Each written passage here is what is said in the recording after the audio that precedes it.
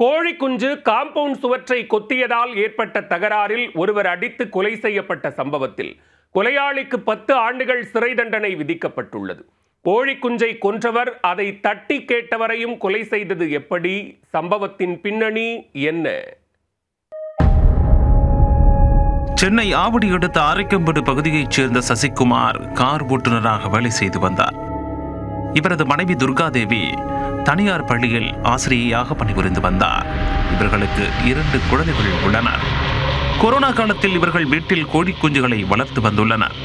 கடந்த 2020ஆம் ஆண்டு சசிகுமார் வீட்டில் வளர்த்த கோழி குஞ்சுகள் பக்கத்து வீட்டில் வசித்து வந்த அன்பழகன் என்பவரது வீட்டின் காம்பவுண்ட் சுவரை கொத்தி கொண்டு தன்னுடைய கால்களால் பள்ளம் பறித்துள்ளன.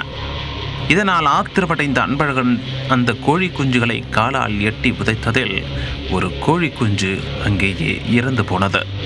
இதனை கண்ட சசிகுமார் அன்பழகனை தட்டி கேட்க இருவருக்கும் இடையே வாக்குவாதம் ஏற்பட்டு கைகலப்பாக மாறியிருக்கிறது. அன்பழகன் சரமாரியாக தாக்கியதில் படுகாயமடைந்து மயங்கி விழுந்த சசிகுமாரை அருகே இருந்தவர்கள் மீட்டு தனியார் மருத்துவமனைக்கு சிகிச்சைக்காக கொண்டு சென்றனர். ஆனால் அன்பழகன் தாக்கியதில் பலத்த காயமடைந்த சசிகுமார் சிகிச்சை பலனின்றி உயிரிழந்து போனார்.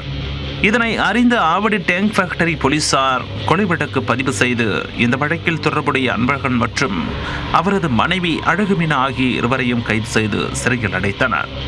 இந்த வழக்கு பூந்தமல்லியில் உள்ள கூடுதல் மாவட்ட அமர்வு நீதிமன்றத்தில் நடந்து வந்தது.